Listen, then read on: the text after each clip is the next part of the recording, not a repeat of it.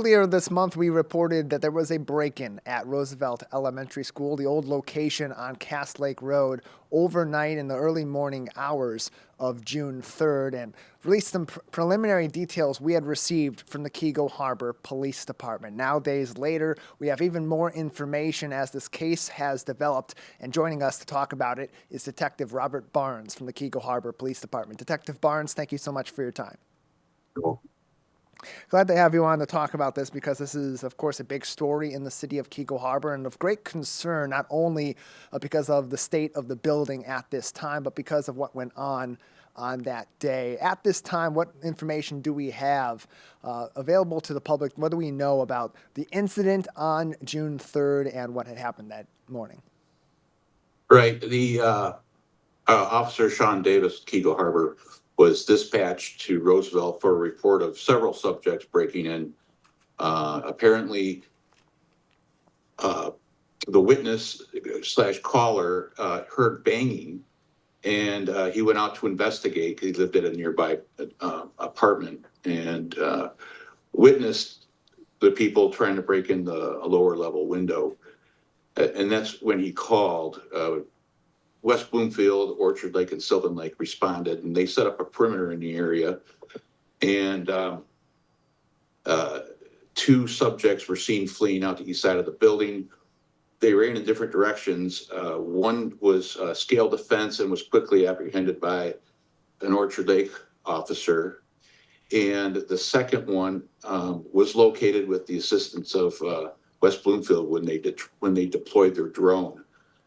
He was hiding in the bushes. And it was at that time the fire alarm was activated. There was a small fire that was set in a locker on the third floor. And West Bloomfield Fire Department Station 9 responded and quickly extinguished that after they gained access to the building.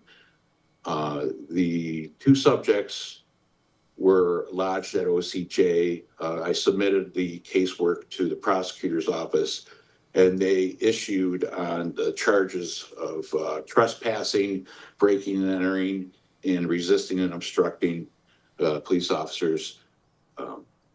They were arraigned. Their bond was $25,000, no 10%. And I believe one of the subjects, who was a resident of Pontiac, a 20-year-old male, he's still in custody. And the other 20-year-old male, who's local, he hasn't been in Keego very long from what I'm told, but he had bonded out recently. So it's still ongoing. It's all in the court's hands now. And the last that you and I spoke, you had mentioned to me that this was planned by these individuals. They did this with full intent to come into the building and to do some damage in the building. But there's no indication at this time or after these 9 days of investigation leading up to when we're talking today that there was any further planning outside of these individuals to make this break. No, it seems like they just decided to go ahead and do this one night. It has nothing to do with any of the very highly contested debate of what the fate of Roosevelt, the building, is going to, whether it's going to be demoed or not. I know there's back and forth between the folks who want to save the building because it's a historical structure, but it had nothing to do with that.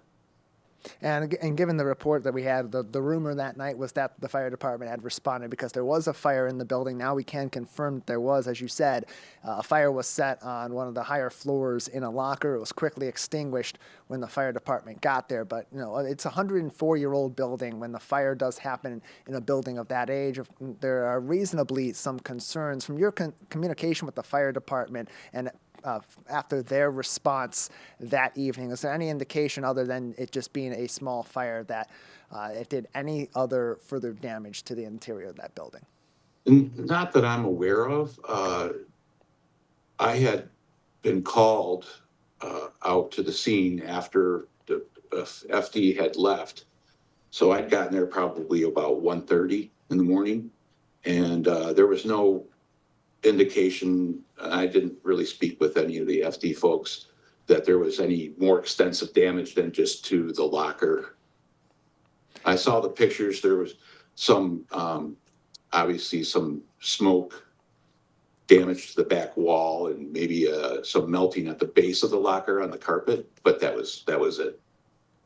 We're joined by Detective Robert Barnes from the Keego Harbor Police Department. He is the acting officer in charge and leading on this case after a break-in on June 3rd in the early portion of the morning, right around 12:30 a.m., as reported by the Keego Harbor Police Department. You can get their full release on this, see it on their Facebook page at Keego Police on Facebook.com, or visit KeegoHarbor.org for more information and to get in contact with the Keego Harbor Police Department. Detective Barnes, in your statement from the city, you had mentioned this as, quote, a perfect example of the community and its police working together to keep our city safe. Talk about the relationship between the residents of Keego Harbor, the police department, and neighboring departments too, in the swift response that not only made the situation at the school safe, but apprehended those responsible very swiftly. Yeah, it was great. Well, the caller slash witness, he actually was helpful in assisting in detaining one of the subjects. Wow.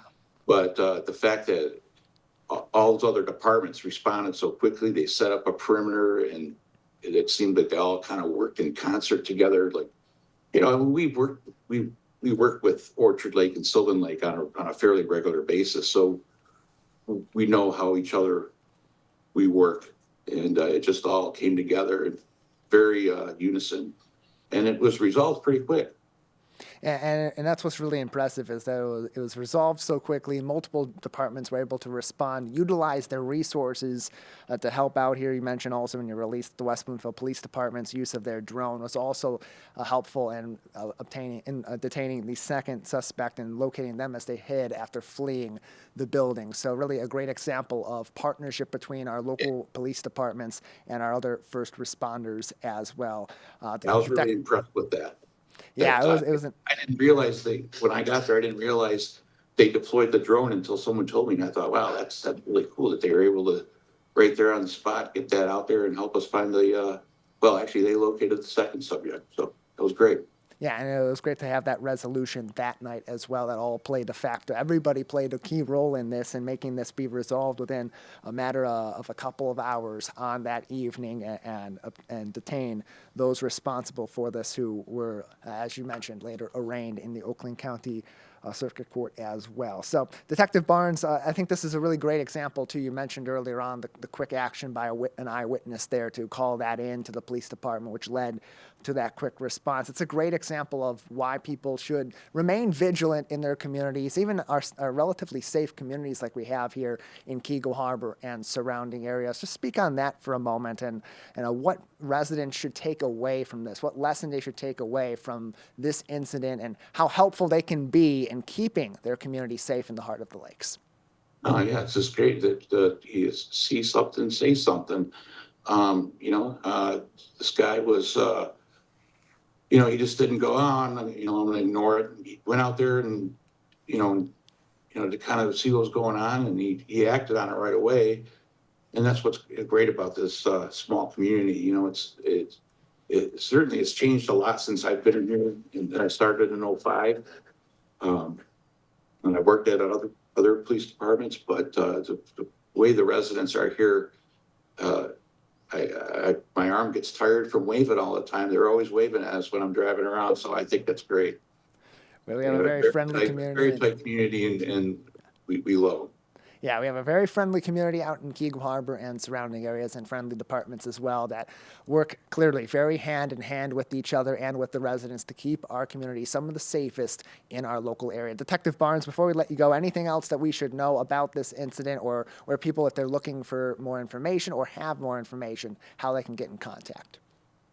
Well, they can call the police department at 248-682-3030. I'm here 7 to 3, Sunday through Thursday. And they can also shoot me an email, barnes@khpd.org.